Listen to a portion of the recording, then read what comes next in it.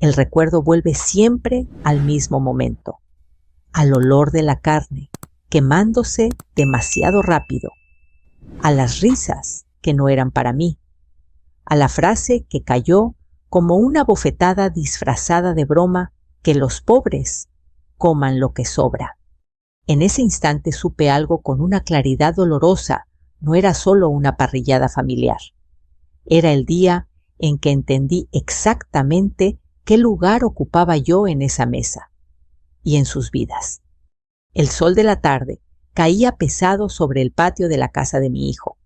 Un calor típico de verano en México, de esos que hacen que la ropa se te pegue a la piel y que hasta las sombras parezcan cansadas. La parrillada anual, así la llamaban. Una tradición, decían. Para mí siempre había sido una prueba de resistencia. Las brasas crepitaban bajo la parrilla, mientras el humo subía lento, mezclándose con el olor de la carne, la cebolla asada y el chorizo. Mi nuera caminaba de un lado a otro con soltura, como si aquel patio fuera un escenario que le pertenecía, dando órdenes suaves, sonriendo lo justo. Aquí las servilletas, allá las salsas. No gritaba, no hacía falta. Todos sabían que ella mandaba. Yo estaba sentada en una silla de plástico a un lado, con las manos apoyadas sobre mi bolso, observando, siempre observando. Aprendí hace años que en esa casa era mejor mirar que hablar. Mi hijo estaba junto a la parrilla, cerveza en mano, riéndose con sus cuñados. Lo veía de perfil, más canoso que antes, con la frente arrugada por preocupaciones que nunca compartía conmigo. Era mi hijo, sí, pero ya no era mi hijo como antes. Ahora pertenecía a otra familia, a otra lógica. «Mamá, siéntate, ahorita servimos», me dijo sin mirarme del todo. Asentí, siempre asentía. Los nietos corrían por el patio gritando, persiguiéndose. Me alegraba verlos, aunque sabía que para ellos yo era poco más que un mueble antiguo. Estaba ahí, pero no sabían para qué servía. Cuando anunciaron que la comida estaba lista, todos se acercaron a la mesa larga. Platos de plástico, cubiertos desechables, risas altas. Me levanté despacio, tomé un plato y avancé con calma. No quería estorbar, nunca quería estorbar. Fue entonces cuando mi nuera dijo la frase. No fue un grito, no fue un insulto directo. Fue dicha con esa ligereza que hace más daño, como quien lanza una piedrita y luego se limpia las manos. Que los pobres coman lo que sobra, dijo mirando los platos casi llenos, que algunos dejaban a un lado, mientras se servían más carne. Hubo un segundo de silencio, apenas un segundo. Después las risas, no carcajadas, no, risas pequeñas, cómplices, incómodas tal vez, pero risas al fin. Sentí como el calor del día se me subía al pecho. No porque me hubiera llamado pobre directamente, no hacía falta. Yo sabía, y ellos sabían, a quién iba dirigida esa frase. Miré a mi hijo, esperé, un gesto, una palabra, algo. Nada. Le dio la vuelta a un trozo de carne en la parrilla como si no hubiera escuchado nada, como si no hubiera pasado nada. Ese fue el momento exacto en que algo se rompió dentro de mí. No dije nada, no pregunté, no reclamé. Miré mi plato vacío, luego la mesa llena, luego las caras que evitaban la mía. Sentí una calma extraña, pesada, como cuando una tormenta termina y solo queda el olor a tierra mojada. Dejé el plato sobre la mesa. «Ya vengo», murmuré, aunque nadie me escuchaba. Caminé hacia la puerta lateral del patio. Escuché una risa más fuerte detrás de mí. Tal vez no fue por mí. Tal vez sí. Ya no importaba. Salí a la calle y respiré hondo. El aire estaba caliente, pero era mío. Caminé despacio hasta mi coche. Me senté unos segundos sin arrancar.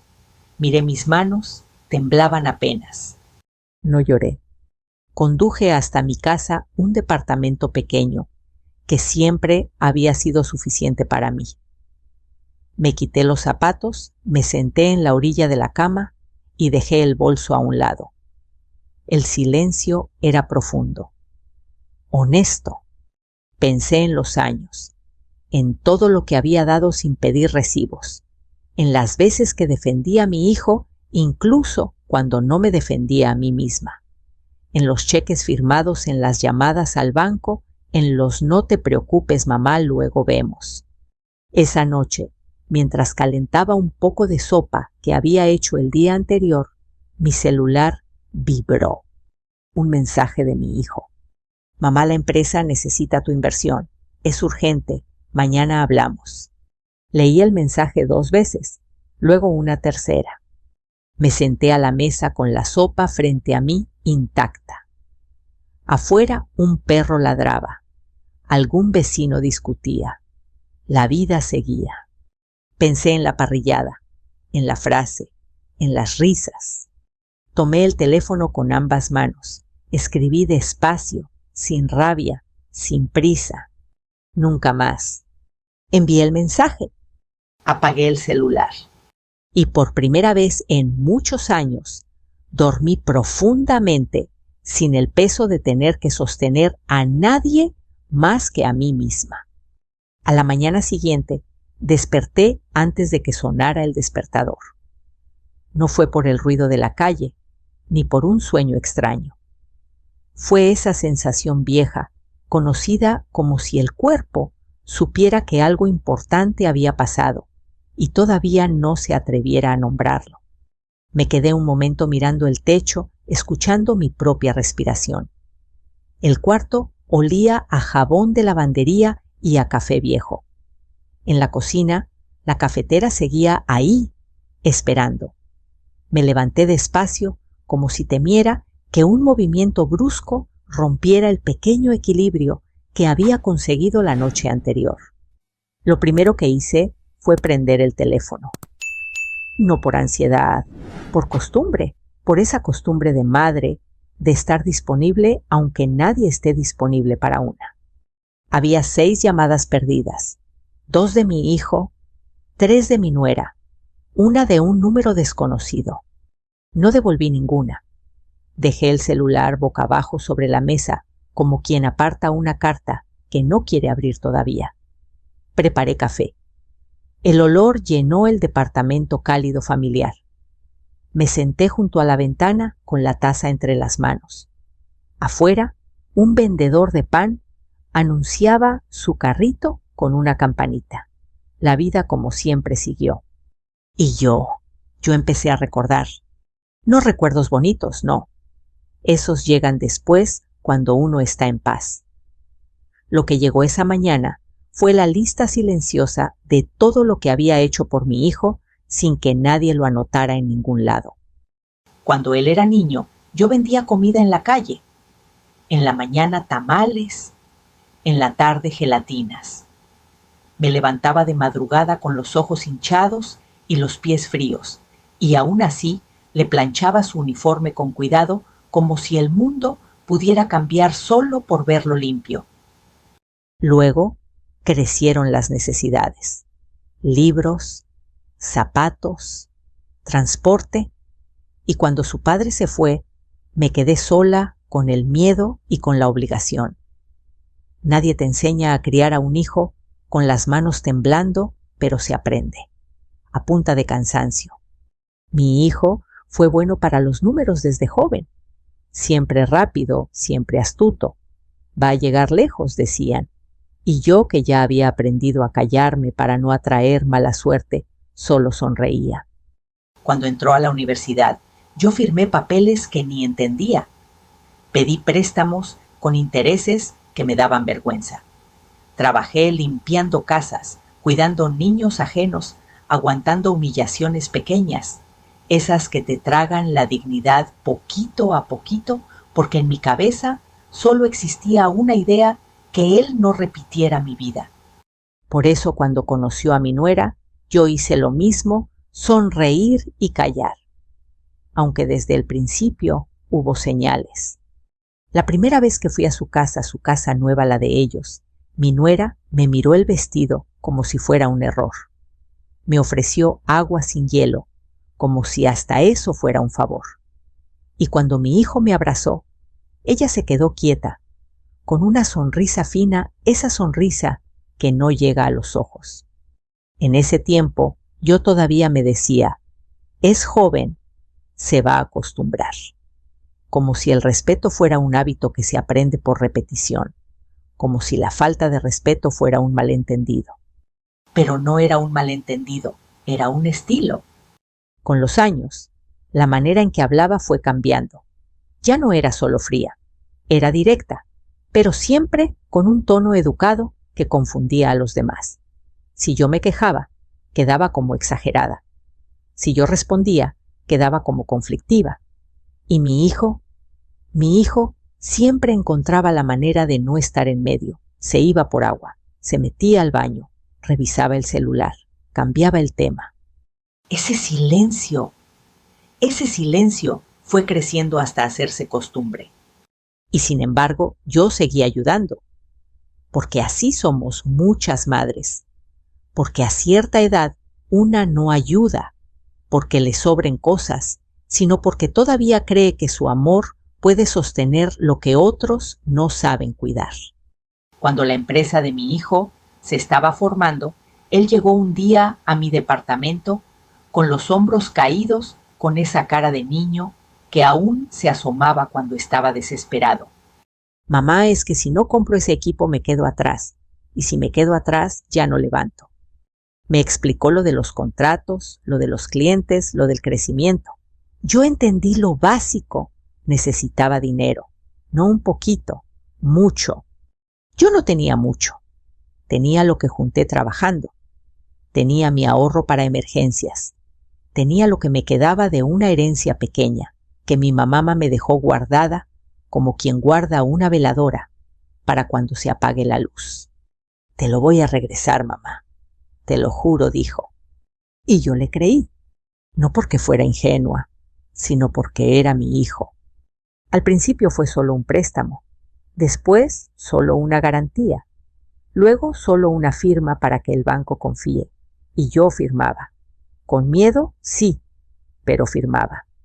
Mi nuera siempre estuvo ahí, en esas conversaciones, sentada a un lado, cruzando las piernas, mirando como quien evalúa. Gracias, señora, decía a veces. Pero su gracias era como un sello, no como un abrazo. Y yo aceptaba, porque me repetía, esto es por él. Por eso la frase de la parrillada me dolió tanto, no por la palabra pobres, sino por lo que reveló que todo ese esfuerzo, toda esa ayuda, para ellos seguía siendo lo que sobra. Algo que se usa, se consume y luego se deja a un lado. El celular vibró de nuevo sobre la mesa. Lo vi sin tocarlo. Luego vibró otra vez y otra. Al final lo tomé. Había un mensaje de mi nuera largo, lleno de signos de exclamación. «Mamá, ¿qué te pasa?» «Fue una broma. No hagas drama. Mi marido está preocupado. Necesitamos hablar». Leí «fue una broma» y sentí un calor seco en la garganta. Esa frase la había escuchado toda mi vida. La usan los que hieren cuando no quieren admitir que hirieron. No contesté. El número desconocido volvió a llamar. Esta vez contesté sin decir mi nombre. «Señora, la señora Elena García», dijo una voz seria de oficina. «Sí, le hablo del banco. Tenemos un asunto pendiente relacionado con una garantía firmada a favor de la empresa de su hijo. Necesitamos confirmar algunos datos». Me quedé inmóvil. El café se enfrió entre mis dedos. «¿Qué asunto?», pregunté, aunque ya sabía. La voz explicó cosas técnicas, plazos, renovación, riesgos, cambios. Pero la frase que me clavó fue otra. «Hay una reestructuración y necesitamos su autorización. Sin su autorización no puede proceder». Colgué despacio. Me quedé mirando la pared como si la pared pudiera darme una respuesta. Ahí estaba la verdad. No era solo un favor familiar. Había papeles, había firmas, había un peso real que yo llevaba y que ellos trataban como si no existiera, hasta que le surgía. El teléfono vibró otra vez. Esta vez era mi hijo. Mamá, por favor. No entiendo. Dime qué quieres. Te juro que lo arreglamos. Me reí. No con alegría, con esa risa chiquita que sale cuando una se da cuenta de que lo que siempre pidió respeto solo aparece cuando alguien teme perder algo. Me puse de pie. Abrí un cajón viejo donde guardaba documentos envueltos en plástico. Saqué carpetas, contratos, copias, recibos. Las hojas olían a papel guardado y a tiempo. Me senté y empecé a leer despacio como si estuviera leyendo por primera vez mi propia historia. Y ahí, con la luz de la mañana entrando por la ventana, entendí algo que me dio paz y rabia al mismo tiempo. Yo no era una invitada en su vida. Yo era un pilar que ellos habían aprendido a ignorar. Ese día, sin gritos y sin escándalo, tomé una decisión simple. Si mi dignidad no tenía lugar en su mesa, entonces mi apoyo tampoco lo tendría. Y por primera vez el silencio ya no me dolió. Me protegió. No respondí de inmediato. Dejé que el teléfono descansara sobre la mesa junto a las carpetas abiertas y los papeles amarillentos por el tiempo. Afuera, el ruido de la calle subía y bajaba, como una respiración ajena. Un camión pasó tocando el claxon. Alguien discutía en la acera. Todo seguía igual y, sin embargo, dentro de mí algo se había movido del lugar. Me preparé otro café. No porque lo necesitara, sino porque hacerlo me daba unos minutos para pensar. El vapor subió lento, empañando un poco la ventana. Pensé en mi hijo, en cómo escribía mensajes largos cuando estaba desesperado y cortos cuando se sentía seguro. Pensé en mi nuera, en su forma de decir mamá solo cuando quería algo. Pensé en la parrillada, en la frase, en las risas. El teléfono vibró otra vez. Esta vez no lo ignoré. Mamá, dime qué está pasando. ¿Hice algo mal? Por favor, contesta. Leí el mensaje con cuidado. No había disculpa. No había reconocimiento. Solo confusión y urgencia. Me di cuenta de algo que me dolió más de lo que esperaba. No entendía por qué estaba herida, solo entendía que su estabilidad estaba en riesgo. Apoyé la espalda en la silla y cerré los ojos un momento. Recordé tantas conversaciones parecidas años atrás cuando yo era la que pedía atención. Mamá, luego hablamos. Mamá, no exageres. Mamá, entiéndenos. Siempre había un luego que nunca llegaba. Abrí los ojos y tomé el teléfono. No para discutir, no para explicar, para ser clara. No pasó nada hoy. Pasó todo durante años. Escribí despacio como quien mide cada palabra para no desperdiciarla. Anoche entendí algo. No puedo seguir ayudando donde no se me respeta. Envié el mensaje. Lo dejé ahí. No agregué nada más. No tardó en responder. ¿Pero de qué hablas? Fue una broma. Ya te lo dijeron. No puedes reaccionar así por una tontería. Sonreí cansada. Esa palabra otra vez. Tontería. Así llamaban a todo lo que no querían enfrentar. Apagué el teléfono. Me levanté y fui al closet.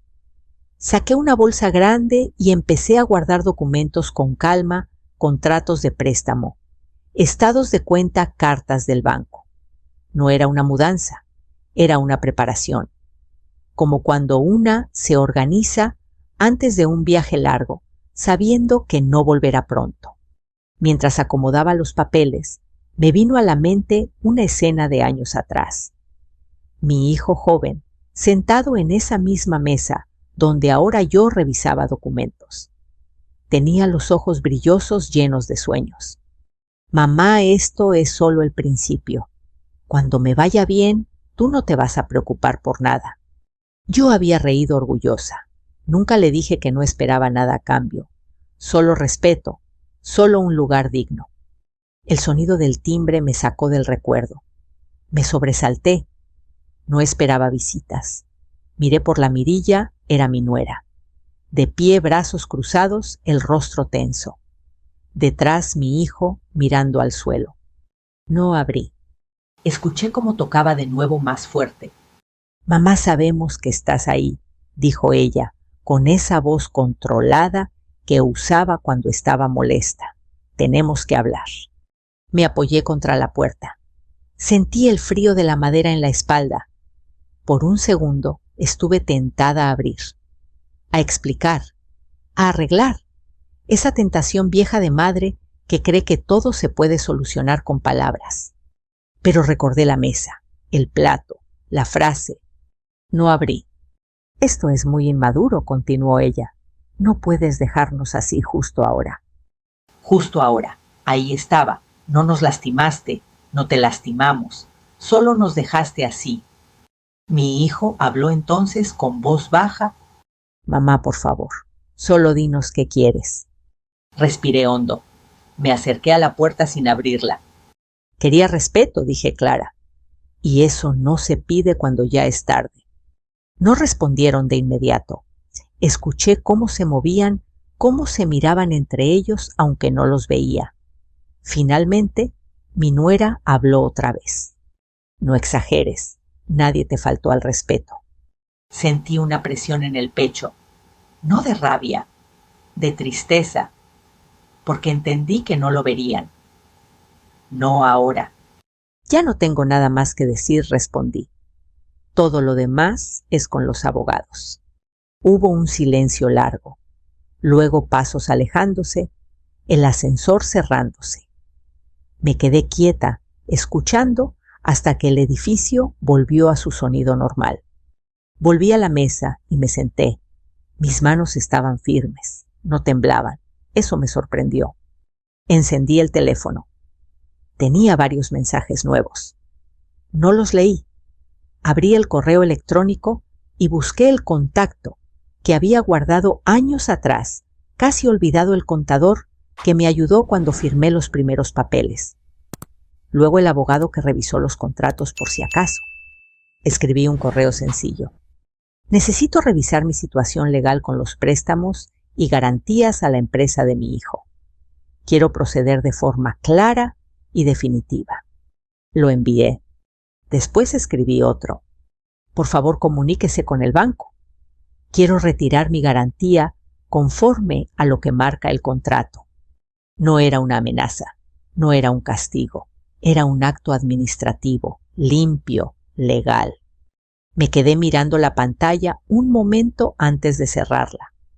Pensé en lo irónico de todo. Durante años yo había sido la mamá, la que ayuda, la que apoya, la que no se mete. Y ahora, cuando actuaba como adulta responsable, como alguien que protege lo suyo, me llamaban exagerada. El teléfono vibró de nuevo. Esta vez no era un mensaje, era una llamada del banco. Contesté. Señora García, dijo la misma voz del día anterior. Recibimos su solicitud. Queremos confirmar que entiende las consecuencias. Las entiendo, respondí. Las he entendido desde hace años. Hubo un breve silencio al otro lado. Entonces procederemos según lo indicado. Colgué y dejé el teléfono sobre la mesa. Me levanté y abrí la ventana. El aire caliente entró mezclado con el olor de la calle. Cerré los ojos y respiré profundo. Por primera vez sentí algo que no había sentido en mucho tiempo: alivio. No sabía qué pasaría después, no sabía cómo reaccionarían, no sabía cuánto tardaría todo en resolverse, pero sí sabía algo con absoluta certeza: no iba a volver a sentarme en una mesa donde me ofrecían las sobras y esperaban mi gratitud. Esa noche, antes de dormir, miré una foto vieja en mi buró. Mi hijo pequeño, sonriendo con los dientes chuecos y los ojos llenos de confianza. Pasé el dedo por el vidrio. «Te amo», susurré, «pero ya no voy a desaparecer por ti». Apagué la luz. Y aunque sabía que lo más difícil estaba por venir, dormí con la tranquilidad de quien al fin ha dicho la verdad que llevaba años guardando. Los primeros efectos no se sintieron de inmediato. No hubo un colapso espectacular ni llamadas desesperadas al día siguiente. Fue más bien como cuando se corta el agua. Poco a poco, al principio, nadie se da cuenta, hasta que un día abren la llave y no sale nada. 2 días después de mi correo, el abogado me llamó. «Señora García, ya revisé los contratos», dijo con voz calmada. «Usted está completamente dentro de su derecho. La garantía puede retirarse. El préstamo fue condicionado a su respaldo. Sin él, el banco tiene que revaluar todo». No sentí alegría, tampoco culpa. Sentí claridad, algo que no había sentido en años. «Proceda», respondí. Colgué y me quedé sentada mirando la mesa. Recordé cuántas veces había firmado papeles sin leerlos con atención, confiando. Esta vez no había confianza ciega, había decisión. Esa misma tarde el banco llamó a mi hijo. No lo supe por el banco, lo supe por los mensajes. «Mamá, ¿qué hiciste? El banco está pidiendo documentos nuevos. Dicen que sin tu respaldo no pueden renovar». Leí los mensajes sin prisa, no contesté. 1 hora después llamó mi nuera. No contesté tampoco. Luego volvió a llamar, y otra vez. Al final dejó un mensaje de voz. «Esto ya se salió de control», decía con un tono que mezclaba enojo y miedo. «No tienes derecho a hacer esto sin avisar. Estás poniendo en riesgo todo lo que hemos construido». Todo lo que hemos construido. Pensé en esa frase, en cómo nunca decía todo lo que hicimos, porque en su versión de la historia yo no estaba incluida. Al día siguiente, el contador me llamó para explicarme los números con detalle. Me habló de flujos de deudas de plazos. Me dijo algo que ya intuía. Sin su garantía, el banco no puede seguir como antes. Van a congelar líneas de crédito. Eso afecta la operación diaria. Colgué y me quedé mirando por la ventana. Abajo, una mujer barría la banqueta con paciencia. Un niño pasaba en bicicleta. El mundo no se detenía porque la empresa de mi hijo estuviera en problemas. Eso también fue una lección. Esa noche tocaron a mi puerta. No miré por la mirilla. Sabía quién era. Reconocí la forma de tocar primero suave, luego más fuerte. Abrí. Mi hijo estaba ahí, con los hombros caídos. Detrás mi nuera, con los brazos cruzados y el rostro tenso. «Mamá», dijo él, «tenemos que hablar». Los dejé pasar, no por debilidad, por cierre. Se sentaron en el sillón. Yo me quedé de pie. «El banco nos está presionando», empezó mi hijo. «No entendemos por qué hiciste esto así de repente».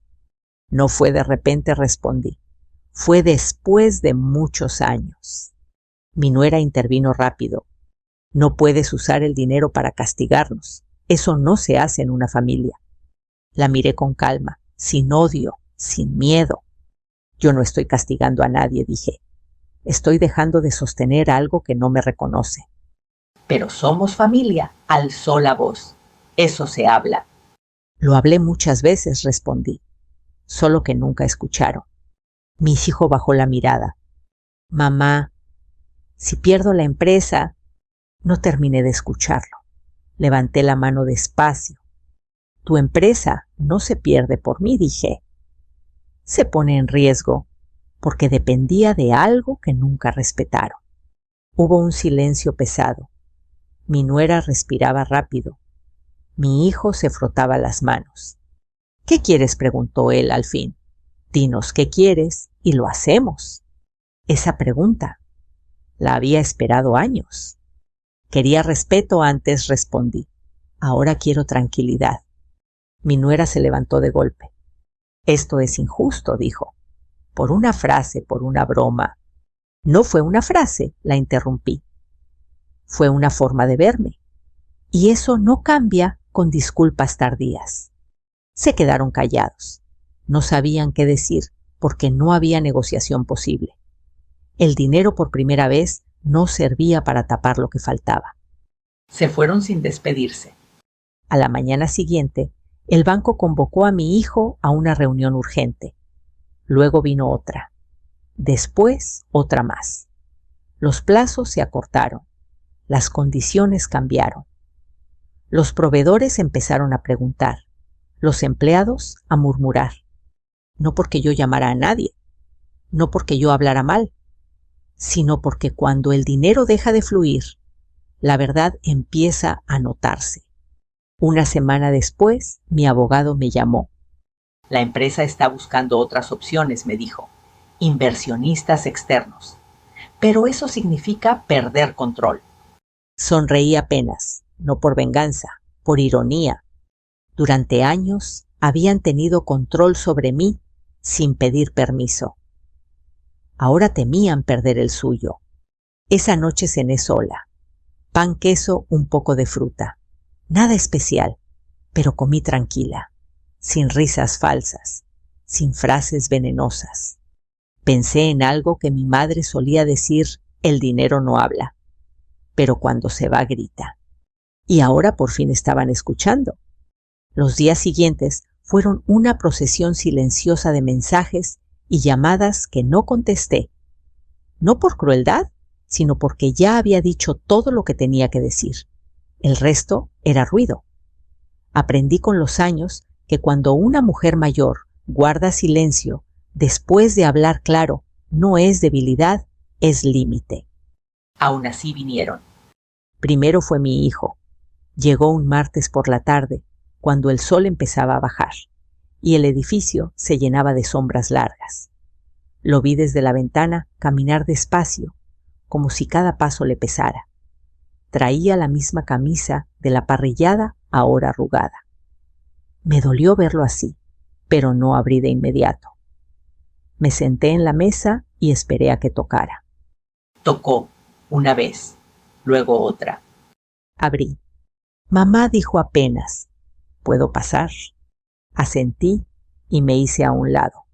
No lo abracé, no me aparté, solo dejé espacio. Se sentó en el sillón y se quedó mirando el piso. Pasaron unos segundos largos antes de que hablara. No sabía que todo estaba tan amarrado a ti, dijo. Pensé que ya estaba resuelto. Pensaste que ya no importaba, respondí con suavidad. Levantó la vista. Sus ojos estaban rojos. No quise decir eso. Lo sé, dije. Por eso duele más. Respiró hondo, como si fuera a llorar, pero se contuvo. Siempre se contenía. Así lo había criado a aguantar, a no molestar, a no pedir ayuda hasta que fuera urgente. El banco nos dio 30 días, continuó. Si no conseguimos respaldo, perdemos contratos. Hay empleados, familias. Yo también fui una familia que sostuvo, respondí. ¿Y no me viste? No respondió. Se quedó callado con las manos entrelazadas. En ese silencio vi pasar los años. Lo vi niño, lo vi joven, lo vi hombre. Y entendí algo doloroso. Había aprendido a vivir sin preguntarse de dónde venía el piso que pisaba. Mamá dijo al fin: si necesitas que te pidamos perdón. Lo miré a los ojos. No necesito que me pidan perdón. Ahora dije. Necesitaba que me respetaran antes. Asintió derrotado. Se levantó despacio. Ella va a venir, dijo. Quiere hablar. No contesté. Vino al día siguiente. Mi nuera llegó con un vestido formal, el cabello perfectamente arreglado, como si fuera a una cita importante. Tocó con firmeza, sin rodeos. Abrí. Buenas tardes, dijo. ¿Podemos hablar? La dejé pasar. Se sentó derecha con las piernas cruzadas. Yo me senté frente a ella. No vine a pelear, empezó. Vine a arreglar esto. Esto no se arregla, respondí. Se entiende. Y ya. Frunció el ceño. No puedes tirar todo por la borda por un comentario, dijo. Fue desafortunado, sí, pero no era para ti. Siempre es para alguien, respondí. Y esta vez fui yo. Suspiró impaciente. Mira, dijo, te lo digo claro. Sin tu respaldo, perdemos todo. Eso es lo que quieres. Pensé unos segundos antes de responder, no porque dudara, sino porque quería ser justa. No quiero que pierdan todo, dije. Quiero no perderme yo. Se quedó en silencio. Por primera vez desde que la conocía, no tenía una respuesta rápida. Sus manos se movieron nerviosas. ¿Qué necesitas para cambiar de opinión?, preguntó.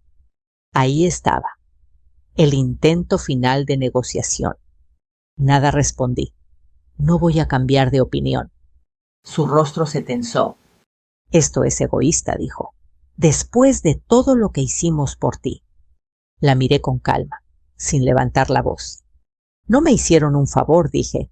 Yo los ayudé y lo hice con gusto, hasta que entendí que para ustedes yo comía al final. Se levantó de golpe. Caminó unos pasos por el departamento. Siempre haces lo mismo, dijo.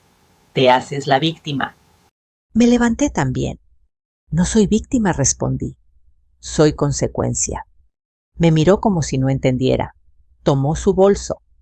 Esto te va a pasar factura, dijo antes de irse. La familia no perdona. La puerta se cerró detrás de ella. Me quedé de pie unos segundos escuchando el eco de sus pasos en el pasillo. Luego me senté y respiré. Esa noche llegaron las lágrimas. No de ellos, mías, silenciosas, lentas. No eran de arrepentimiento, eran de duelo, porque soltar también duele incluso cuando es necesario. 2 días después, mi teléfono sonó. Era mi hermana. Me hablaron, dijo. Están desesperados. Lo sé. Dicen que te volviste fría. Sonreí con tristeza. Me volví clara. Colgué y miré alrededor. Mi casa, mis cosas, mi paz. Afuera el mundo seguía. Adentro algo se acomodaba. Las visitas habían terminado. Las lágrimas también. Lo que venía después ya no dependía de mí. Y por primera vez en mucho tiempo, eso no me daba miedo. El silencio volvió a instalarse después de las visitas. No fue un silencio vacío, sino uno lleno de ecos palabras, que no se dijeron miradas, que evitaron las mías decisiones, que ya no tenían marcha atrás. Pasaron los días, y aunque yo seguía con mi rutina, despertar temprano, hacer café, regar las plantas del balcón, sentía que algo afuera se estaba desmoronando lentamente. No tuve que preguntar para saberlo. Las noticias me llegaron solas, como siempre pasa en las familias. Una llamada de una prima, un mensaje de una vecina que solo quería saber cómo estaba todo. Comentarios envueltos en preocupación que en el fondo eran curiosidad. La empresa está mal, me dijo mi hermana una tarde. Muy mal.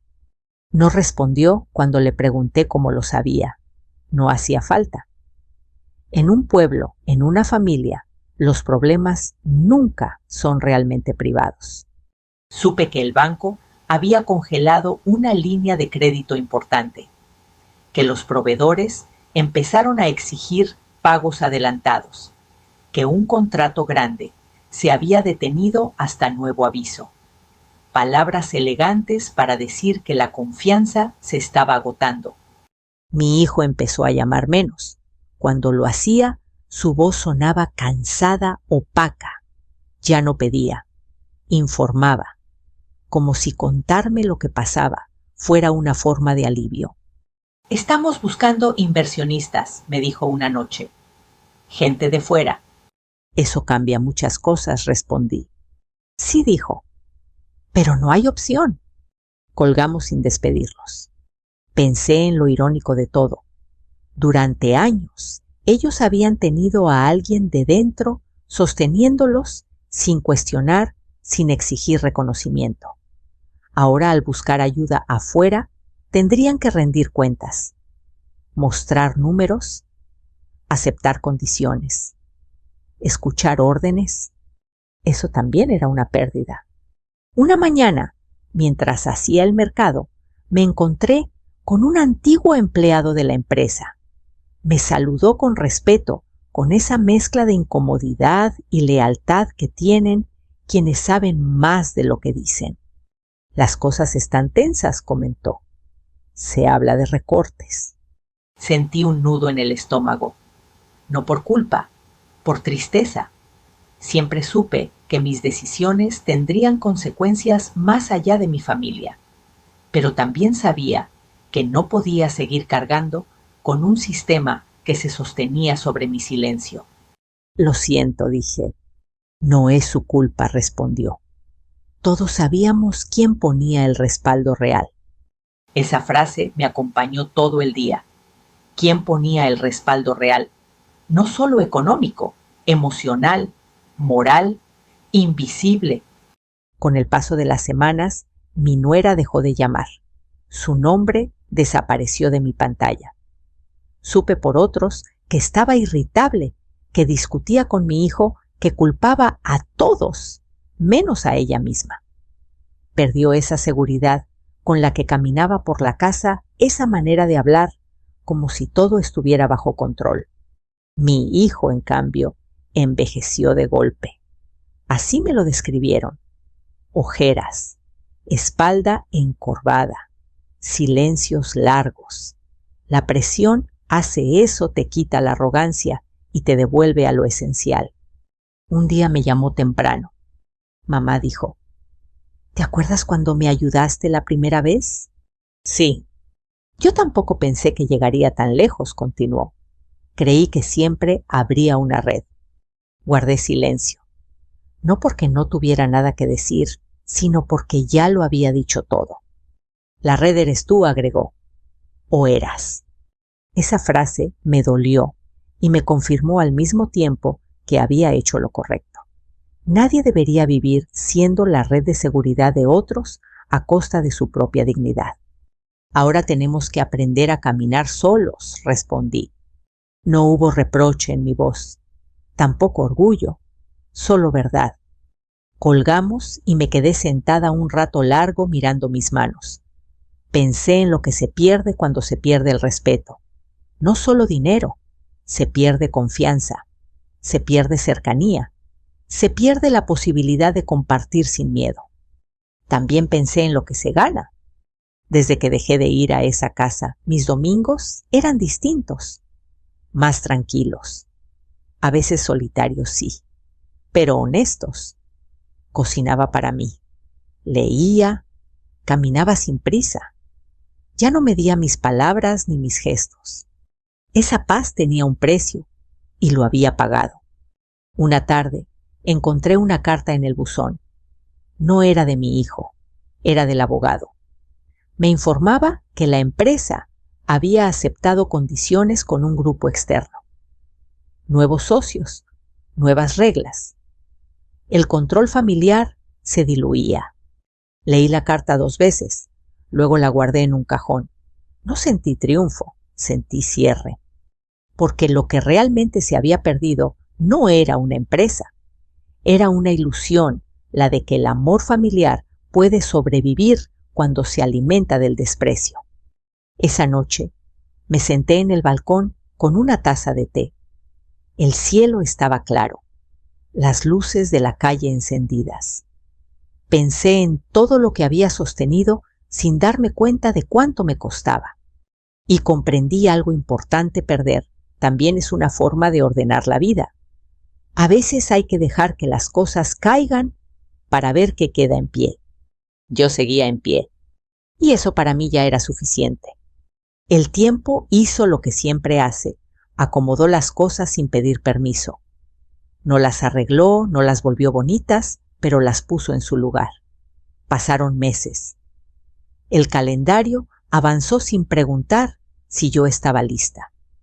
Y poco a poco la vida se fue volviendo más silenciosa y más mía. Mis mañanas ya no empezaban con sobresaltos ni con el teléfono vibrando. Empezaban con luz, con el sol entrando por la ventana y el sonido de una cafetera vieja que ya sabía exactamente cuánto tardaba en hervir. Me sentaba a la mesa con una libreta y anotaba cosas simples: comprar pan, llamar a una amiga, regar las plantas. Nadie dependía de mí para sobrevivir, y yo, por primera vez, tampoco dependía de la aprobación de nadie. Un domingo, mientras caminaba por el mercado, me encontré con una vecina que hacía tiempo no veía. «¿Te ves diferente?», me dijo. «Más tranquila». Sonreí. No supe qué responderle, porque tenía razón, pero explicarlo habría tomado demasiado tiempo. ¿Cómo se explica la paz que llega cuando una deja de justificarse? Mi hijo llamó semanas después. No era una llamada urgente, no había prisa en su voz. «Mamá, solo quería saber cómo estás». Esa frase tan sencilla me conmovió más que cualquier disculpa elaborada. Le respondí con la verdad. «Estoy bien». «Me alegra», dijo. «¿De verdad?».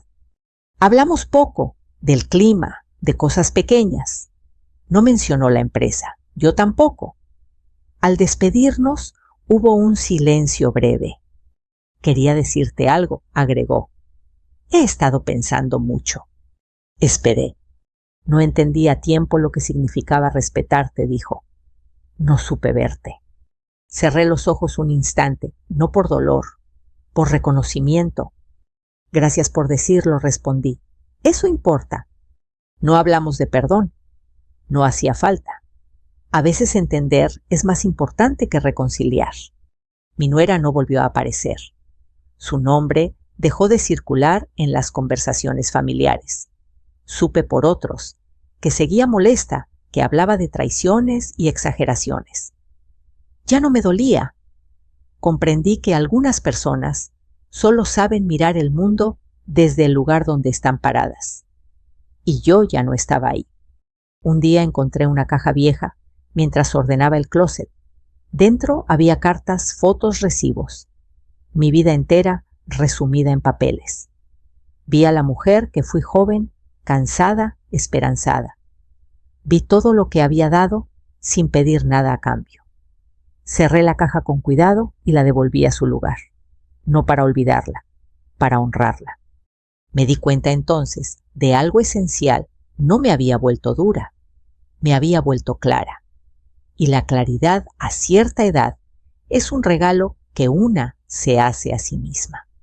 A veces por la noche pensaba en aquella parrillada, en la frase, en las risas.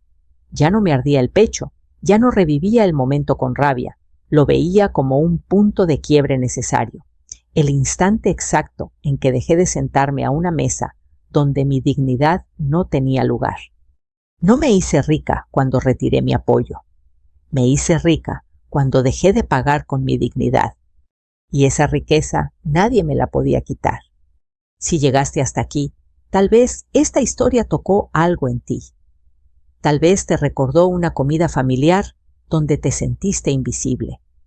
Tal vez una frase de broma que dolió más de lo que se quiso admitir. Tal vez un silencio que pesó demasiado tiempo. Quiero decirte algo desde este lugar de calma: no estás exagerando. El respeto no es un lujo, es la base, y nunca es tarde para poner límites, aunque duelan, aunque cambien todo. Si esta historia te hizo pensar, me gustaría leerte. Déjame un comentario y cuéntame desde dónde nos estás escuchando, qué parte resonó contigo. Aquí compartimos historias todos los días. Historias de vida real, de dignidad, de decisiones difíciles que transforman destinos. Si no quieres perderte ninguna, te invito a suscribirte. Acompáñanos en este espacio donde las voces que fueron calladas por años, por fin se escuchan. Sigamos este camino juntos, con respeto, con verdad, con humanidad.